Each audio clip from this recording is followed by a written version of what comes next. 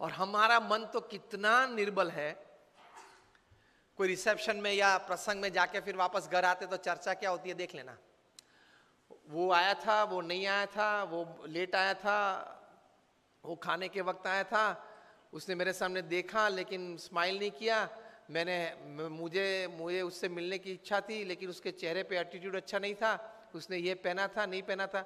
2 घंटे तक फंक्शन के बाद घर में यही चर्चा होती है सबके घर में, यस और नो, वे आए थे वे नहीं आए थे, उसके लिए आप फंक्शन में गए थे। Half of the time we don't know what we are doing. 50% जीवन तो यूं ही पानी में चला जाता है, हमको कॉन्शियस स्टेट में पता ही नहीं है कि हम क्या कर रहे हैं। बारात निकलती है तो तीसरे मंजिले पे खड़े खड़े, सुबह में एक तो देरी से उठा है, 10 बज गए हैं तो भी ब्रश करते करते वहां थूक रहा है, स्वच्छ भारत प्रोजेक्ट बिगाड़ रहा है प्रधानमंत्री श्री का, और फिर अंदर आके बोलेगा बारात 20 मिनट तक देखी, दोनों जम नहीं रहे, तो दोनों को जमाने की जिम्मेदारी तेरी थी, और अगर नहीं जमा और कुछ हुआ तो एक की जिम्मेदारी तेरे पे आने वाली है। एटीट्यूड्स हमारे बहुत चीप हो गए हैं। तो मन जरा दृढ़ रखना, accept and welcome wrong attitudes and insults in life. देख तो लो, चेक तो कर लो आप इमोशनली कितने स्ट्रांग है, इमोशनली आप कितने स्ट्रांग है। चेक कब होगा? जब आपका किसी ने अपमान किया, जब आप प्रतिष्ठित हो और पोजीशन पे हो, आप अथॉरिटी हो, फिर भी आपकी मनमानी के विरुद्ध कोई अगर ओपिनियन दे और वो भी मीटिंग में दे और मीटिंग में सब मेंबर्स उनको सपोर्ट करे, whether it is pre planned और spontaneous, that is also different story. उस वक्त आपकी अंदर की हालत कैसी बनती है वो आपके एटीट्यूड पे निर्भर होगा। If my opinion works, I am happy to work. If my opinion does not work, somebody else's opinion prevails, I am more happy to work. तो ही महान बन पाओगे। स्टीफन कॉवी ने यही बात लिखी है, the 7 habits of highly effective people पुस्तक लिखा जो सबसे प्रसिद्ध मैनेजमेंट बुक है।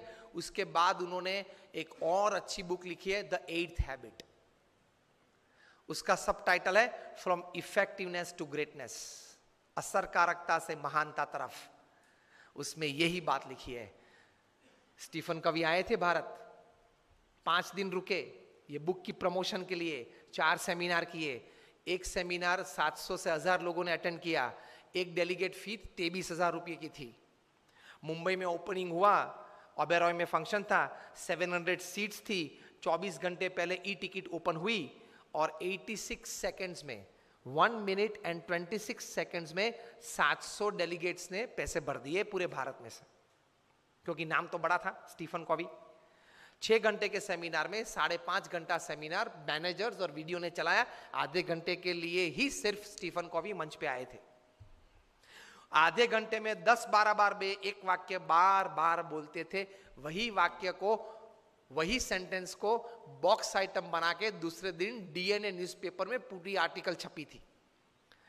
If you have not attended yesterday's Stephen Covey's seminar, you can read this article. It is equally good in the thought process of attending the whole seminar. और अगर आपको पूरा आर्टिकल पढ़ने का समय ना हो तो ये बॉक्स आइटम आप पढ़ लेना। ये बॉक्स आइटम में जो बात लिखी है, that was the sentence that Stephen Covey talked again and again, perhaps more than 10 times in his half an hour of physical presence upon the stage. और वो क्या था? Don't expect others to change. First change yourself, others will follow. वो व्यक्ति मुझे अनुकूल हो वो बाद में सोचना, पहले कौन सी जगह पे मैं उनको अनुकूल हो सकूं वे पहले आप सोचे। This is spirituality in management. Upanishad में ये बात है।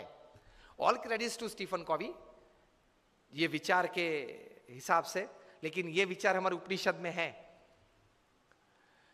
Don't expect others to change. I am quoting Stephen Covey not just word to word but letter to letter. Don't expect others to change. First change yourself to suit others, and then others will follow. तो attitude ये रखना है काम करने कि मुझे सब कोई अनुकूल हो तो देखो मैं कैसा काम कर पाता हूं, वो एटीट्यूड नहीं है, गलत है. आप अपनी टीम को अनुकूल होके सबके पास अपनी एनर्जीज डेवलप करके टीम वर्क बढ़ा के कैसा काम कर सकते हैं, वही सफलता है. तो that comes in attitude. Don't expect others to change. Otherwise everybody is expecting others to change.